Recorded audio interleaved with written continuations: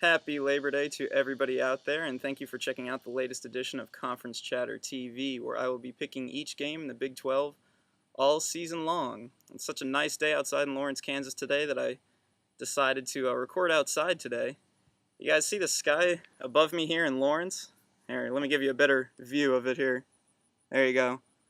Well, if this sky was in Norman, Oklahoma, I swear to God you would think it is falling because people are not pleased with the latest setback from Oklahoma with their 14-13 loss to BYU. By far the biggest surprise in Week 1 in the Big 12. I didn't see that one coming.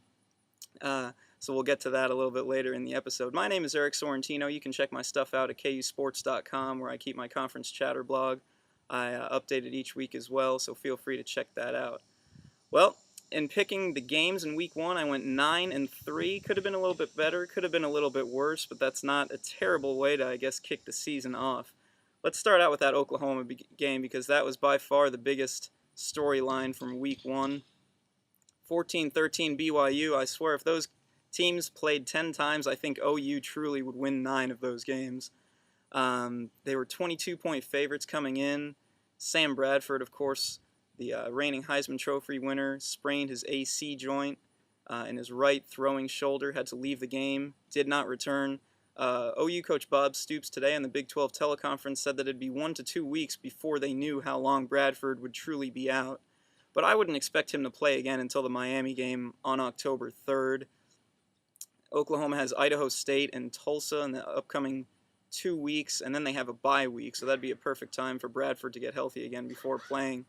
But what a difference Sam Bradford makes. I mean, you got Landry Jones coming in. He's a redshirt freshman after Bradford got hurt, and he just obviously doesn't have the same impact that Sam has. I mean, the situation that I pointed to illustrate this best came in a 4th and 1 situation from the BYU 1-yard line, where Landry, I mean, he hasn't been in. He let the clock run out. Delay of game penalty on the Sooners. They had to take the 5-yard penalty and kick a field goal. I mean, that's something that Sam Bradford just would not allow to happen to the Sooner offense. He's on top of everything, and if it's a 4th and 1 from the 1-yard line, I'm thinking that there's going to be no delay of game penalty on the Sooners. Obviously, Sam Bradford would have made a huge difference. I think that OU would have won the game had he been in there. But hey, credit BYU. I mean, they played really well. They went into Arlington, and they pulled off the biggest upset in a few years, I think.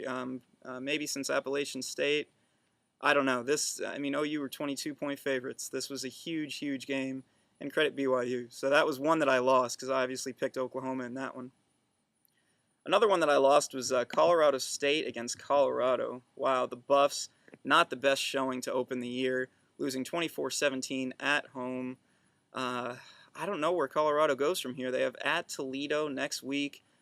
Do they start Tyler Hansen? Because Cody Hawkins played the whole game in Week 1 and did not particularly look that good. 24-40, 222 yards, a TD, and an interception. I mean, not terrible, but not. Colorado needs a spark right now, and they don't have it with Cody Hawkins. So I wouldn't be surprised to see Tyler Hansen in Week 2 for Colorado. So I missed that one because I picked Colorado in that one as well. The third one that I missed was Baylor and Wake Forest, and I said at the end of the first week that I wouldn't be surprised if the Bears won this, but I was going with Wake Forest. I thought they were going to be at home, riding that home field advantage, but credit Baylor. That was a huge win.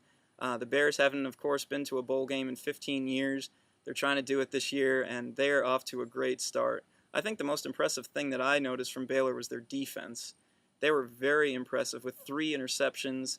They had 3 sacks as well and 2 forced fumbles. So the Baylor defense was just running wild in Winston-Salem, and they came out with a huge win. I picked Wake Forest, but Baylor pulled it off, and I credit the Bears and Coach Art Briles. That was a nice way to start the season. The rest of the games I picked correct, thankfully. Oklahoma State over Georgia, that was big. A very big statement game for the Big 12 over the SEC. Hey, Des Bryant, what a catch. I think that was the catch of the week with that 46-yard bomb in the second quarter from Zach Robinson. That was just unbelievable to watch. Des Bryant is a joy to watch on the field, and he's the best receiver in college football. I don't think there's any doubt about that. And credit the Georgia defense. They played him tough. I remember like 2 or 3 instances where they knocked him flat on the ground in several occasions prior to him catching that touchdown. So they were out to get Des Bryant, and he came up big. 2 touchdown catches. Oklahoma State, great way to start off the year. How about Missouri? What a way to start off the year for the Tigers as well. I picked them to win this game against Illinois, but I don't know if I expected them to win by that big a margin, 37-9 in St. Louis. Blaine Gabbert was my player of the week in the Big 12 for week 1. It's just as simple as that. 25 for 33, 319 yards, 3 touchdowns. He was sensational. I mean, you see why they're so high on this guy. He's a prototypical passer, pocket passer, excuse me, and he's really picked up right where Chase Daniel left off, really. You can't really tell that much of a difference, except that Blaine Gabbert has a better arm than Chase Daniel does. It's that simple. And Missouri has just owned this arch rivalry game against Illinois, winning the last 5 contests. So that was a nice win for Missouri. There were also the obvious predicted routes by Texas, Kansas, and Nebraska, and then Iowa State, Kansas State, Texas A&M, and Texas Tech were victorious in week 1 as well. So 9-3 in week 1, not too terrible. I expect to, I don't know, maybe in week 2 I'll have a little bit better luck. I guess 9-3 isn't that bad.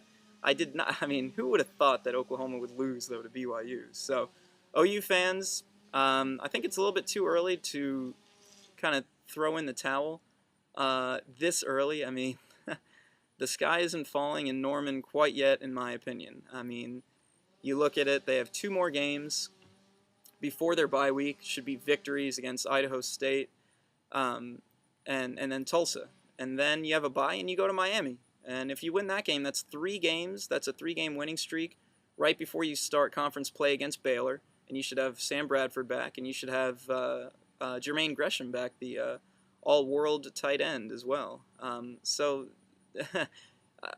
it's a definite setback for Oklahoma, but hey, the conference season hasn't even started yet.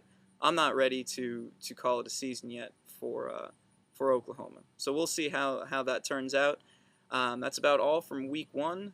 Stay tuned later this week. I'll have my predictions up for week 2. Thanks a lot for tuning in, guys, and I'll talk to you again next time.